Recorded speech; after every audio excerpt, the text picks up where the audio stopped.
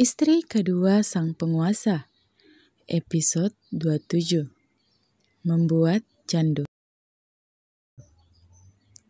Paris City. Pagi Hani, aku merindukanmu. Wanita yang baru tiba di apartemen seseorang langsung memeluk pria yang membuka pintu tersebut. Aku juga Hani. Apa pekerjaanmu di Paris telah selesai? Sebelum menjawab, pria itu mencium sekilas bibir wanitanya. Ya, semuanya telah selesai. Bagaimana? Apa kau sudah mendapatkannya? Asli kan? Tanya pria itu masih dengan memeluk pinggang wanitanya. Tentu saja, aku langsung mengambil dari berangkar pribadinya. Aku jamin asli. Ujar wanita itu tersenyum nakal. Oh, kau yang terbaik, Hani.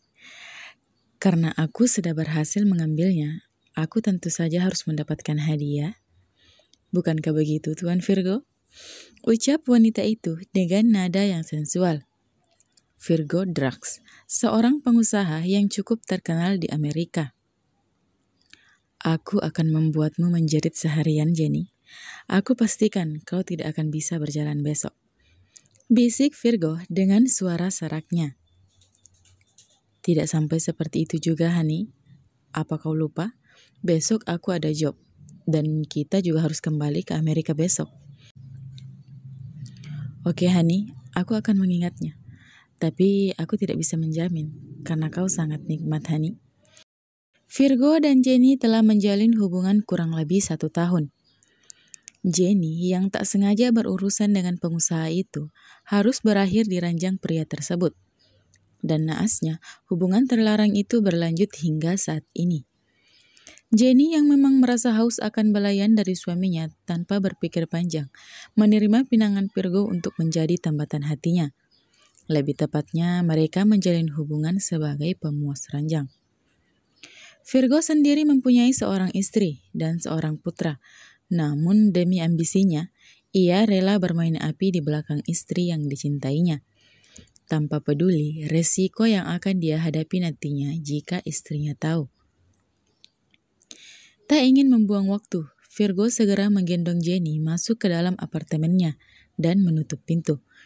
Beberapa saat kemudian, terjadilah pergulatan panas dan penuh dosa di antara dua insan yang tak semestinya melakukan hal terlarang itu. Hotel RC. Dua insan yang masih dalam keadaan polos setelah bermain kuda-kudaan kini sedang mengatur pernapasannya. Aduh, rasanya pinggangku sakit semua. Mas Al benar-benar tidak terkendalikan. Al memijat pelan punggung Aurora saat melihat istrinya itu sedikit meringis. Pria itu rupanya sangat peka dengan keadaan sang istri. Nggak usah mas, nggak apa-apa kok. Aura menahan tangan Al, bukan tanpa sebab. Ia takut jika gairah suaminya itu muncul lagi saat menyentuh kulitnya. Nggak apa-apa gimana? Aku tahu. Pasti pinggang kamu sakit. Al masih saja terus menggerakkan jari jemarinya dengan begitu lembut di punggung Aurora. Gimana nggak sakit? Banting kanan, banting kiri. Gerutu Aurora. Al langsung tertawa terbahak-bahak mendengar ucapan istrinya yang terdengar lucu di indera pendengarannya. Benar kata istrinya, di hari pernikahan mereka yang hari ini telah genap 1 bulan. Al membawa Aurora untuk makan malam dan berakhir di Presiden Suite miliknya. Al benar menggempur Aurora dengan begitu puas. Bukan tanpa sebab Aurora mengatakan banting kiri, banting kanan. Udah kayak setir mobil aja. Sebab Al melakukannya dengan berbagai macam gaya. Meski sangat lelah, namun Aurora tak memungkiri sensasi yang diciptakan suaminya itu membakar jiwa nakalnya. Hingga ia pun sangat menikmati pergulatan panas dan panjang yang mereka ciptakan. Maaf sayang, habisnya kamu itu seperti heroin, bikin candu. Mas gak tahan untuk tidak membantingmu. Al mencubit gemas hidung Aurora yang telah memejamkan mata. Tak ada suara terdengar. Al sedang sibuk menatap istrinya yang terlihat begitu lelah.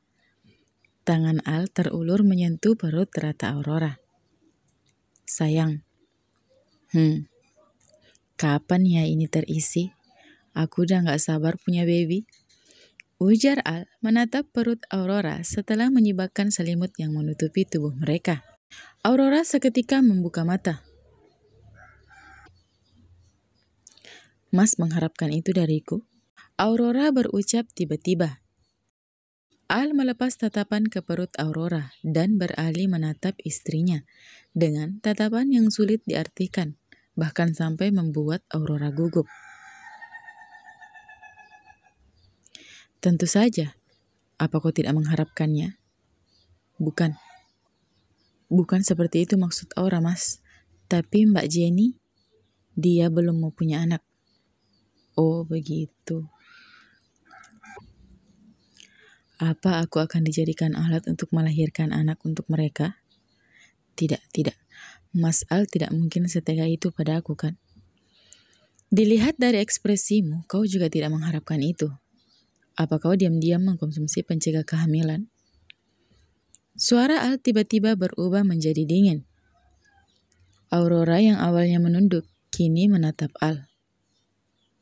Tidak, jawab gugup Aurora. Aku harap kau tidak berbohong, Aura. Sebab aku paling benci yang namanya kebohongan. Ujar Al masih dengan nada dinginnya. Tidak, Mas. Tapi jika aku hamil nantinya, terus anak itu lahir, apa? Ucapan Aurora terjeda. Ia menunduk, rasanya tak sanggup meneruskan ucapannya sendiri.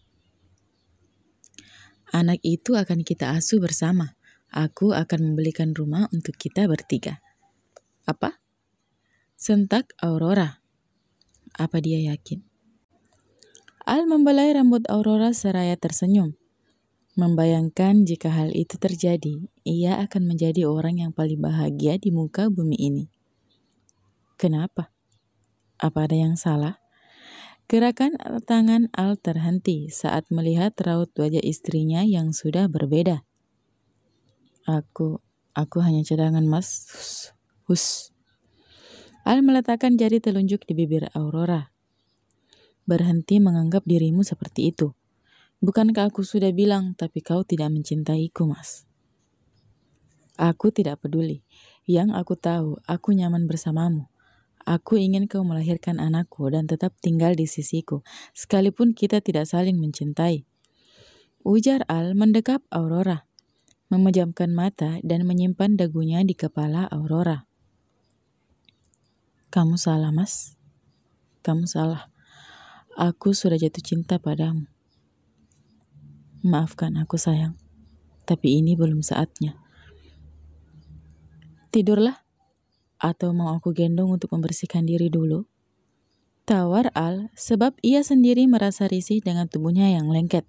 Meski mesin pendingin di dalam kamar itu merupakan yang terbaik di seluruh dunia, tapi tetap saja pendingin ruangan itu seperti tak bekerja jika penyatuan telah terjadi.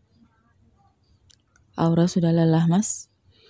Jawab Aurora yang telah memejamkan mata. Ya sudah, tidurlah.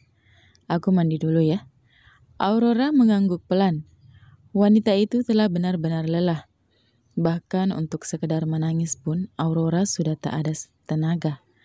Padahal saat ini ia sangat ingin menangis dan berteriak, mengeluarkan segala unek-unek yang membelenggu di dalam otaknya. Berteriak mengatakan bahwa ia mencintai suaminya. Al beranjak dari ranjang berukuran besar itu dengan spray yang sudah tak berbentuk lagi. Setelah menarik selimut sebatas leher istrinya. Tak lupa sebuah kecupan mesra ia luncurkan di kening dan bibir sang istri. Good night, istriku. Setelah membersihkan diri, Al keluar kamar mandi, mengeringkan rambutnya dengan handuk kecil. Al tersenyum melihat istrinya yang telah lelap dalam tidurnya. Al melangkah mengambil ponselnya dan menuju balkon untuk menelpon seseorang. Saat panggilan tersebut tersambung. Bagaimana? Sesuai dugaan Tuan. Al menutup panggilan itu secara sepihak. Jenny, Geram Al.